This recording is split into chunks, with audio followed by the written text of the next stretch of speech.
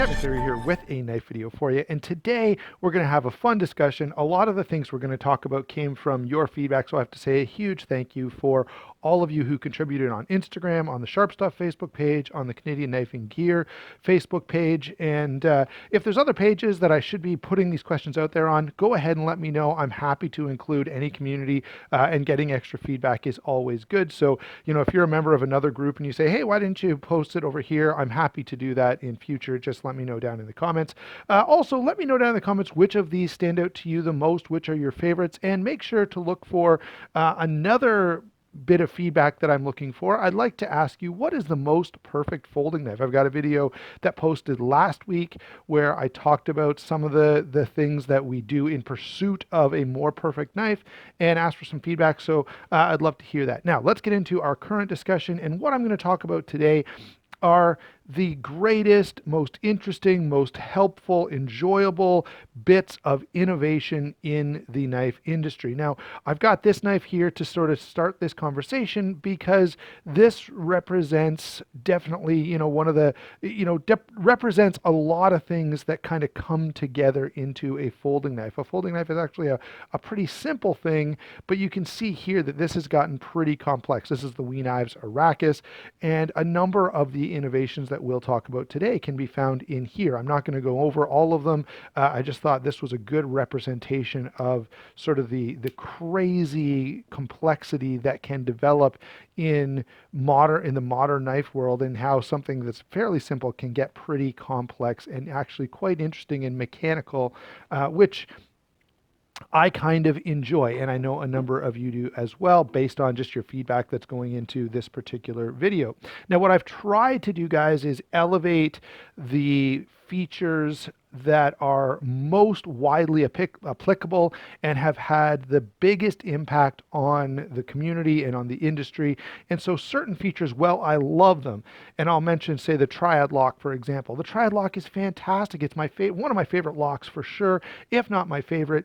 And yet it's only for cold steel. So it's limited in how much impact it can have on the broader industry. So certain things like a flipper tab, for example, I've given more, I've mentioned that first because it has a wider application. Okay, so I wanted to get that out of the way right away. And actually, let's leave this knife in here and bring in a couple of others as well, because the first point, and one that's been widely influential and incredibly significant in terms of what's going on in the knife world, is powdered metallurgy. So all of these knives that are before you have what we would call a modern powdered steel. So we've got S30VA, S35VN, M390, and 20CV. All of these are examples of great modern steels. I should point out that we're probably going to see in the not too distant future some S45 VN blades. That's a steel that's currently under discussion. I don't think it's in any knives as we speak, but it's certainly coming, and it's going to be something we're going to see a lot of. I will bring in just the Koenig for a second, because CTS XHP is pretty well my favorite steel, and so I wanted to give it a special mention. Okay, so powdered metallurgy is, of course, a fantastic development for knife making and knife enthusiasts. It gives us all these great steels that have just these fantastic properties. Okay, now the other branch of steels that I wanted to mention. So knife steel is the first category. Powdered metallurgy is one huge development in terms of blade steel, but another one that I think is significant is going to be the non-carbon steels, the steels that depend on some other component to develop hardness, that give us these crazy good results, but are virtually stain proof. Like, they just can't corrode because the chemical components required for oxidation just aren't there, which is really cool. So LC200N would be a standout there. H1, there's a few other steels that are out there that use some other component, often nitrogen, for their hardness, which is cool. So those are a couple innovations in blade steel that I think are really significant and a huge help to the knife community. So the next thing that we got to talk about, and a couple of these knives will be coming back, but I think there's one knife that probably should be brought in initially here. This is, of course, the Chris Reeve knives in Cosi, and it has a frame lock, which is pretty cool. So knife locks in general, and a lot of locking mechanisms were mentioned, guys. Thanks again for all the feedback. A lot of knife mechanisms. So the frame lock, the liner lock. I'll try to keep bringing in examples here. So here is a liner lock. Here is a frame lock. If I can keep putting them so that the lock is sort of prominent. Let's see. We've got an axis lock. Axis lock was mentioned, and I think is a great lock. And by the way, broadly, this is used outside of Benchmade now, so significant. Another one that I think is fantastic and one of my favorites is the strap lock found on the Buck 830 Marksman. The Triad lock, of course, found in Cold Steel knives. There's the Cold Steel Formax. The Scorpion lock, another Andrew Demko lock. The compression lock. Where's my pair two? So compression lock right here. Someone mentioned again the idea that the compression lock is a backwards liner lock.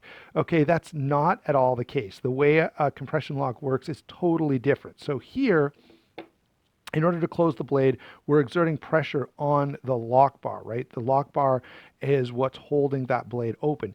In a compression lock, it's totally different. What's happening here is there's a little tab on the end of this, which is trapped between the blade tang and this pin, and that little tab is under compression. So in order for the blade to close, that tab would have to be crushed or deformed so significantly that it would actually pop out of the way.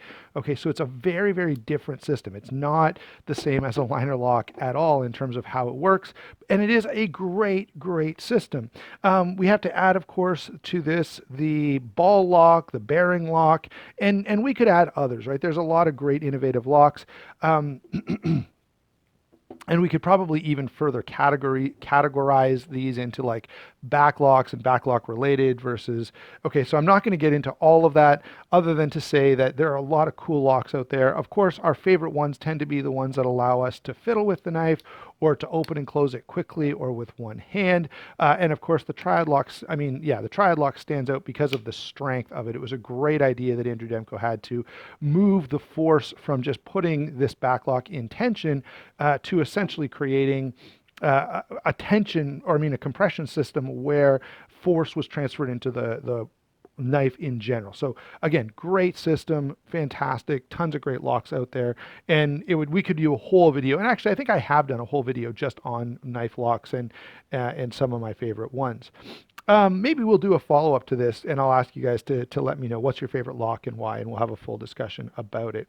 The next thing I want to bring up are lock bar inserts. So related, but not the same. One of the challenges that comes along or can potentially come along with a lock is the potential for the force being exerted here and the constant movement of this to wear down the lock face. So here is a Hinderer XM18, and you can see there's no lock bar insert. It's just titanium on metal. Now the titanium is hardened to avoid some of this, but on a lot of knives, so let's bring in the Riot Torrent here.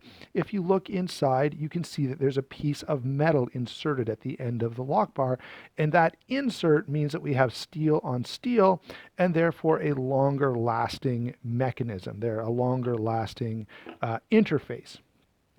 Now, this has, this has gone everywhere. So many, almost every titanium frame lock now is going to have some kind of lock bar interface. Even Hinderer has switched to that now. Now, by the way, I'm not suggesting that it's absolutely necessary, and I'm not suggesting that it doesn't have some challenges, right?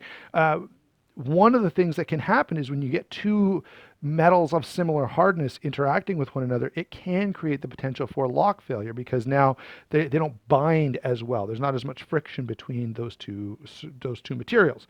Okay, but in addition to just a piece of metal being inserted in there, some people have taken it further. Some people have taken it to putting better steels in, like Curtis Knives uses D2, for example, and others have used different steel to make a better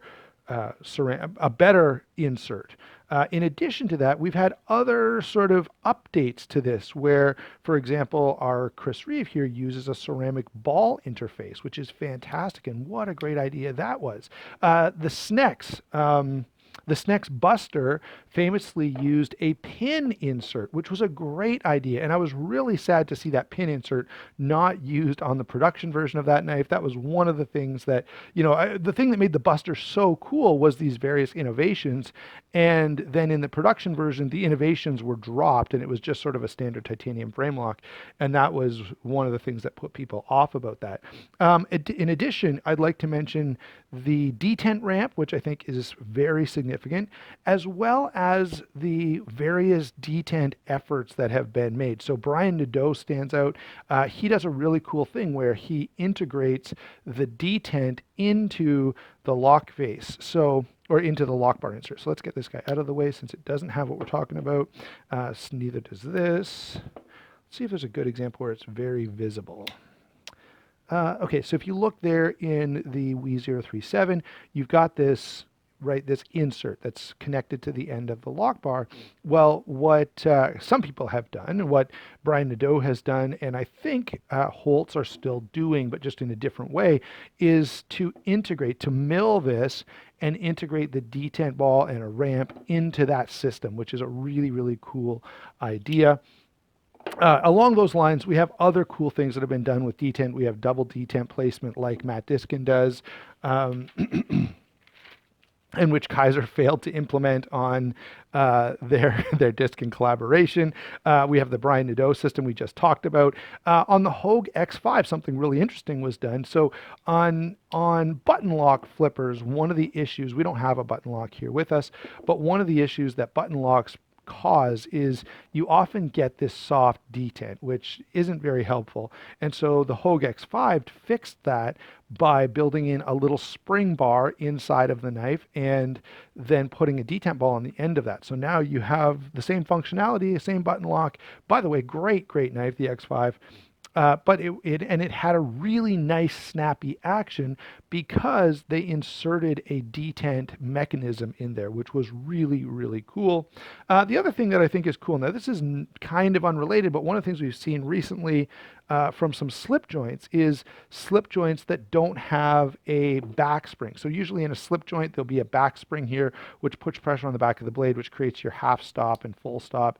Now there have been some slip joints recently that have gone away from that and used a detent ball system, which is a pretty cool idea as well. So all of those innovations, I kind of associated together with the lock bar insert.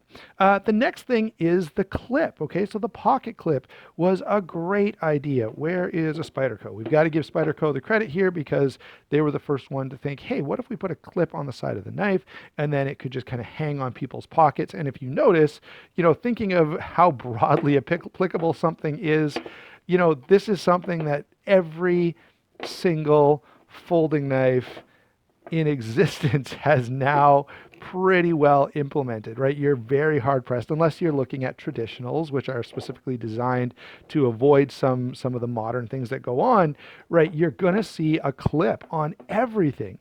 And so that's really, really cool. And, I think Spyderco gets a lot of credit for that. In addition, there have been some other cool upgrades that I think are worth noting. So I really like, for example, the recessed clip here on the 037. This is a great way of doing it. Lion Steel did it differently where they actually had their clip sort of sink into the handle and you push on this side and the clip kind of pops up and then you put it in your pocket. I think that's a great idea as well. But the other one that's simpler and perhaps the most interesting and ingenious way of pulling this off is the Hawk pinch clip. I don't know what they exactly call it, but essentially it's a clothespin. So you kind of pinch here, it pops the other end up, you put it in your pocket, you let go. And so it functions like a clothespin and you're just kind of clipping the knife to your pocket, which is a great idea. So the pocket clip is a huge innovation and there's even some further steps that have been taken beyond that. Let's move on now to deployment methods. And listen, guys, I know I'm moving fast. There's a lot to get to here, and I would love to go into more detail on some of these things, but it would just be like a 2-hour video. We just can't do it practically. So we're going to keep going. Deployment methods. Now, the spider hole is, of course, a major step along these lines. Let's try and get some of these out of the way. So the spider hole was a great idea. Of course, the thumb stud is a great idea as well. All allow for easy opening of the knife. We shouldn't, of course, neglect the idea of a flipper tab. So Kit Carson came up with the Carson flipper tab, which was a great idea. And the flipper tab is another one of those ideas, kind of like the clip, where it just went everywhere, right? It was so well done, and everyone started developing a flipper knife. Another one more recently, of course, is the front flipper, which I think is a great idea and represents an interesting way to achieve deployment quickly for sure, as a flipper tab, but in a way that doesn't require something sticking out the back of the knife here. So essentially we add more up here and we kind of give it a little flip, which is really, really an interesting way of deploying the knife. Now let me add, with these deployment methods, and I've kind of skipped this in the locking method and put it in the wrong list perhaps, but the Spyderco smock with the button that actuates the compression lock, that is a really cool development as well, and definitely deserves to be mentioned in this video. Let's see what else. Oh, thumb studs we've already mentioned. So all of these are really interesting and significant developments within the sort of realm of deploying your knife. Now I want to talk about one knife in particular. I don't have one here as an example. They're really hard to get and they're quite expensive and of course illegal in Canada. But the Grant and Gavin Hawk's out the front knife is fantastic, and Grant, or I think it's Gavin Hawk that has a YouTube channel. It is worth your time and energy to go ahead and watch his video on how that thing is constructed.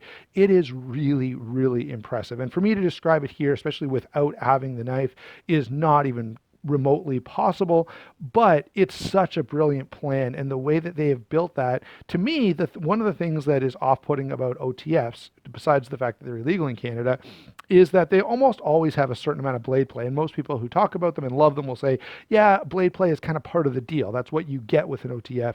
Except the Hawks designed one that doesn't have that, and that is fantastic. I absolutely love that. Next, let's go and talk about we'll leave this knife on the table for a moment because it is a pretty good example. Where is there? So the F95 is another one. So we have some developments in regards to how this blade is going to move, and phosphor bronze washers are a great idea. So let's bring in the Spyderco as well, since it does have phosphor bronze washers. But phosphor bronze was discovered as a material that works really well. Chris Reeve has done something cool where they now have this washer, and you've seen me take this knife apart lots of times, so I'm not going to do it here on camera, but you know that this washer has recesses in it, has openings in it that allow for lubricant to sort of live in there, and it creates a very smooth knife, which is really, really cool. And then, of course, we have to talk about bearings. Now, Shirogorov are kind of the ones that are most closely associated with this, but there are others as well. So here's a good example. Here's another good example.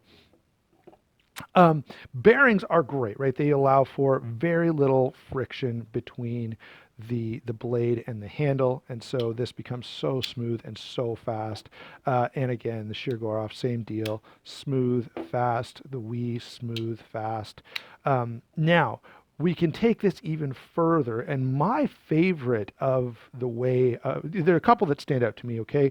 First, we've got to mention the Hawks, again, with their sealed bearings, but the needle bearings or the roller bearings are my favorite way of doing this. They've been shown in testing to do a better job of, being able to carry a lot of weight and still keep things smooth and consistent, and they just feel better in some way. Like this is exceptionally good because it's a dual row ceramic bearings, which is really, really nice. A lot of Shiros have dual row bearings, but a lot of Shiros also have the needle bearing or roller bearing, and I really, really like the roller bearings the best.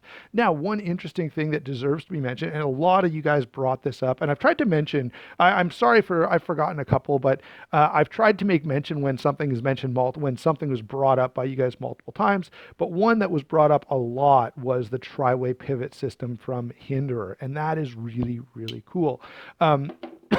Excuse me, guys. So this is a Gen 4 hinderer. It doesn't have the new system, but if you buy a current gen XM18, which I will get my hands on soon, guys, either that or a half track, so we can talk about this in some detail. But the half track, the full track, I'm sorry, the XM18, the XM24, I don't know, maybe all hinderer models these days are coming with the option to take this knife apart and switch out the pivot from bearings to phosphor bronze to Teflon. And all of those different offerings have different strengths and weaknesses, and it allows the end user to pick the strengths and weaknesses that are most applicable for their needs. And it's a great idea. It really, really is. So I love the TriWay Pivot from Hinderer, and under that category of bearings, that is a huge and significant step. And I suspect we're going to see that, right? When something really big comes along like that, when something worthwhile, you're going to see it sort of move elsewhere. And so that's one that I suspect we'll see others implement in some way as soon as they figure out how to do it without infringing on Hinderer's copyright, which I'm sure they must have. All right. The next thing that I want to talk about, and I've got these two knives because they were kind of the first to emphasize this, although CRKT perhaps has perfected it, is ease of takedown, right? One of the cool things with modern folding knives is that, yeah, you can take this apart pretty easily, clean it, and put it back together. And Chris Reeve, for a long time, has made a deal out of that. Hinderer, as well, has done a great job of giving us a knife that comes apart so easily. And because of that, especially with Hinderer, it allows for things like these bronze standoffs, okay? It allows for things like this different, I think they call this the battle green or whatever scale. So, excuse me, guys, sorry about that. Really, really cool. And for a long time, hinderers have had the ability to be taken apart very quickly and easily, and you could change out the hardware to personalize your knife, which I think is fantastic, and which I've done a couple of times with previous hinderers I've owned. This one, I love this configuration, so it came and it hasn't changed. So hinderer still allows you to do that. In addition, though, with the full track for sure, and perhaps other models, they include a tool that you can use to take the knife apart, which is a great touch. Of course, the CRKT has done that as well for quite some time, but the half track actually has the tool built into the knife. But the big one here, of course, is the CRKT Fieldstrip technology. Initially was available in the home front, but there are other models as well. Now, I still would argue that they have not yet used this technology to the fullest to its fullest capacity. All right, what I think would be great is to use that field strip technology where you can pop your knife open really, really easily. Now make other blades available, right? A home front with a Tanto blade, or a home front with, more belly, or, whatever, if you get the design of the frame right, okay, you can easily accommodate a bunch of different blades into that field strip technology so that a person could buy one handle and two or three different blades depending on their use.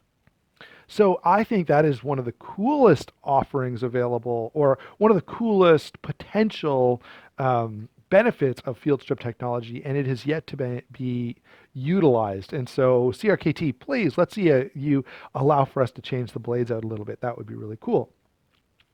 Next up, very briefly, I want to touch on handle material. A number of you mentioned G10. We could add to that certainly micarta and titanium, all of which, those were materials that had a big impact. Of course, the milling of those materials with CNC and machining is significant as well. I would add, I really like, now Benchmade's not the only one who's done this, but I really like the Benchmade Freak with the rubber overmolding. Was a really neat idea. I'm not really going to get into the decorative stuff. Sorry, guys, I'm losing my voice a little bit here. So I'm not going to get into the decorative stuff a whole lot, but they're like crazy, right? Every day there's a new material. Zirconium is now popular.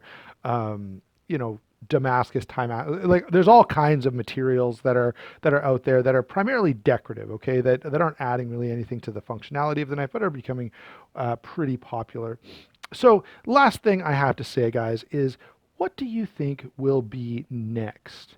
I think we've really reached a point where we're not going to be able to refine the action that much more. Okay, there are knives out there like the Grimsmo Rask, like the Holt Spectre, like the Sheer Gorovs, where they're almost perfect. And some of these knives you get to a point where they're almost frictionless. Like they just drop free as if the knife is just completely right devoid of any interface with any other material. And that's really, really cool. But I think like I don't know where else you would go with that. What I do think would be cool to see, or will be cool to see, is wider application of some of the things that we've mentioned here that are brand specific right now, like the Hinder or TriWay, like the Takedown technology, like Brian's integrated Detent. I think some of those things have much wider applications that'll be interesting to see how they play out. And I'd love to hear what you guys think is going to be sort of the next big thing. Sadly, and here's one of the things I have to say at the end of this video that really frustrates me. Living in Canada, some of the technology that we've talked about is not available, and that's really sad. Like I would love. Now, by the way, the other thing that I think needs to be mentioned here is. Some of the technology here going into production. So a Grant and Gavin Hawk OTF with, collaborating with a Riot or a Millet Knives or somebody else, Koenig, who will make a production version of that knife. And I think that'll be a pretty interesting development. And we'll probably see that with most of the unique pieces of technology that we've seen. I believe we've already seen it with Brian Nadeau's collaboration with Riot, right? I think the Evo Typhoons have his detent system just built by a production company. So I think we'll see some of that happening, and we already are seeing some of that happening, which is pretty cool. Then some of those things that are hard to get because you have to buy a custom knife to get them, you'll be able to get a sort of a production version of that, which is nice for all of us who don't have the financial wherewithal to be buying custom knives. Overall, I just look forward to lots of cool stuff happening, but I am a little saddened by the fact that in Canada, certain developments in knife technology, and by the way, the same thing is true of gun technology, right? You find a way to make a better gun and right, it makes it look scary or something. So even though it's essentially the same thing, just a little more comfortable or usable, it's going to be banned. All right. That's frustrating to me, but otherwise it's pretty exciting to see all the cool stuff that goes on in our industry and in our community. Thanks for watching. Don't forget to like and subscribe. By the way, I will put a link to DLT Trading down below. If you use that link, lots of the things that we've seen in this video are available over there. So that's why I've included that link with this particular video. Go over there, use that link. It does help the channel. Thanks a lot. We'll talk to you later.